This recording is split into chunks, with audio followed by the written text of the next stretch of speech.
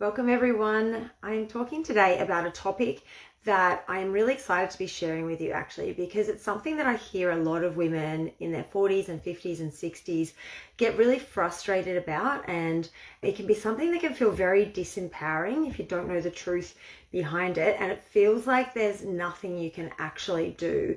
And that's the topic of metabolism, and specifically, is your metabolism broken? If you're watching the replay in the Facebook group, love you to comment replay just so I know who has watched it. If you have any questions, please feel free to leave it in the comments and I'll always come back and answer those. So our topic today, is your metabolism broken? Hands up if you have ever said, my metabolism must be broken because nothing seems to work anymore. You're probably eating well, you're moving your body, you're doing what you've always done, but your jeans keep getting tighter.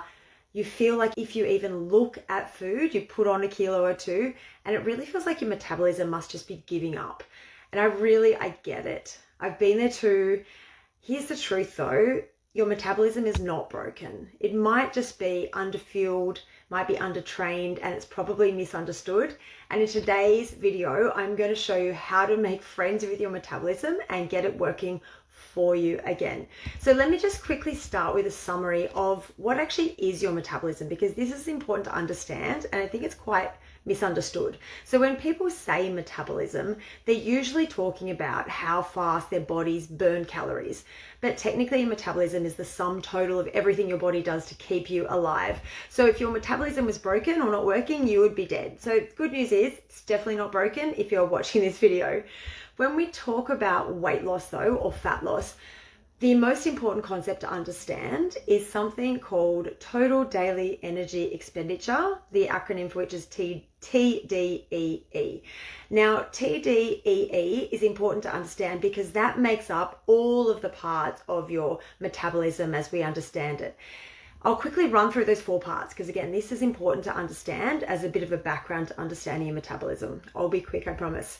BMR is your basal metabolic rate. Now, this is the biggest chunk of your TDEE. It's the energy that your body uses at rest just to keep you alive. So if you're in a coma, your BMR would be everything your body's doing just to keep you alive. So you're not moving, you're just lying there, you're breathing, cell repair, brain function, that sort of thing.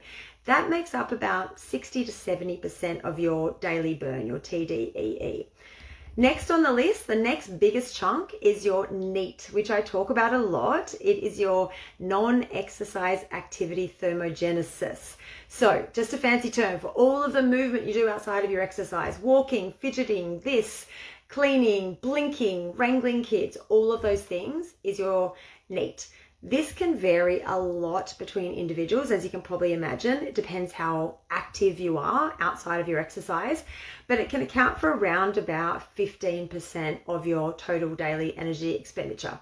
Next on the list, a kind of a distant third, is your exercise, and this often surprises people that the actual organized exercise that you do, your normal training, strength training, cardio, that sort of thing, accounts for around about 5%. Maybe in someone super really active training a lot, it might be 10%, but 5 to 10% is about standard of your total daily energy expenditure. And then equal to that is the Thermic Effect of Food, another acronym to throw at you, TEF. Thermic Effect of Food is the energy that your body uses to digest food. Protein has the highest thermic effect of food, one of the reasons I talk about it so much, along with other various benefits of protein, but it does have the highest thermic effect. So this brings us to, can you change your metabolism? So here's the myth busting moment. You can't change your age or your height. And just going back to that BMR, your BMR, basal metabolic rate, is dictated by your age, your height, your gender, your weight, and that's about it. BMR, we can't change those things, the age, the gender potentially, and the height, right? So we cannot change those things, but you can change your muscle mass and you can change the amount of movement you do in a day. Muscle's really the only way to influence your BMR in a meaningful way. So while we can't drastically raise our BMR overnight, because you're not going to put on a kilo of muscle in a week, sadly, we can protect it, or we can even bump it up slightly by lifting weights consistently, eating enough food, particularly protein, and avoiding yo-yo diets, extreme diets that can slow things down. We also obviously have a lot of power over our NEAT and our exercise. So that's about 20% of that energy expenditure between the two of them.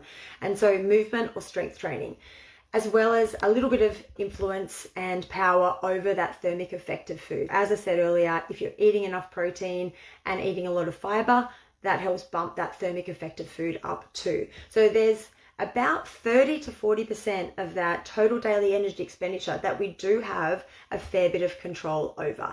Now, what can happen and what you may have experienced or you may be able to relate to? What happens after 40 that changes things, that makes it feel like our metabolism is dropping? Now, it might surprise you to learn, I've said this before, but if you're new to this world or you haven't heard me talk about this before, our actual metabolism does not change very much at all from ages 20 to 60. So though it might feel like around that 40-ish, 40, 50 perimenopause, menopause phase that our metabolism suddenly drops off a cliff, that's not actually the case. It's not our metabolism, certainly not the basal metabolic rate that is changing. What can happen is we are feeling more fatigued because we're not sleeping well, or there's a million things that we're dealing with. We've got a lot more stress at this time of life. Work's really busy. We've maybe got kids. We're maybe looking after aging parents. There's a lot of things going on to create this perfect storm of just feeling exhausted, not to mention that our hormones are dropping off a cliff at the same time that once protected us and made us a little bit more stress resilient and able to deal with those things that life has thrown at us. We're tired, basically. We're freaking exhausted. And so, of course, your NEAT, that non-exercise activity, is going to drop a bit. And as we talked about before, if NEAT is 15-ish% of your daily calories and that drops down, then that's a lot less energy output, a lot less calories that you are burning just in your daily activity. Combined with that things like your cravings are going to be up and you might feel just more hungry in general. This happens A, when you're tired, B, when your hormones are doing this chaotic like roller coaster ride through your body. The cravings can be up and you might tend to eat just a little bit more, snack a little bit more, or eat more higher carbohydrate foods, more of those high energy foods, because you're just trying to fuel your body or fuel your brain. So we've got this dip in activity, and we've got this corresponding slight increase in energy input. And then all of a sudden, what was keeping us at the same weight, we were able to maintain. Now, all of a sudden, we've got this energy surplus. So instead of maintaining, we're gradually putting on weight. Now, some people, it's not gradual. You might think overnight, bang, you're like up 3 kilos. But for others, it's this gradual creep. And at the end of the year, it's 5 kilos. So 5 kilos over a year is only 100 grams a week. It's not very much. So it doesn't take much of that energy surplus to put us in gaining weight territory as opposed to maintaining or losing weight. And then we start to get those questions of, but I'm doing everything the same, which you might be in terms of exercise and food, but the activity level's dropping because you're tired, because your hormones are tanking, because you are having more snacks than usual. All those sorts of things can add up to make us feel like the metabolism's to blame. But I think the good news is your metabolism is not to blame, so we do have control over it. This is a good news thing. This is not a, oh God, now I can't blame my metabolism. What do I need to do? The great news is that you're not stuck, that your metabolism is trainable and your muscle is your metabolic engine. So going back to the things that I speak about week in, week out, eating enough protein and doing your strength training are two of your biggest weapons to guard against that metabolic sort of shift or metabolism dropping, your energy expenditure dropping. And so your daily choices, what you eat, how you move, how you lift, they're all your levers for impacting that metabolism. So hopefully that helps. If you're ready to stop fighting your body and you want to work with it, that's what we do. It's exactly what we do inside of the Goddess Project. So I teach you how to fuel your body, build strength, finally see fat loss results that actually last. And if that's something that you're interested in, send me a message or comment metabolism in this video and I'll send you some details. Love to chat to you soon. Thanks, girls. Bye.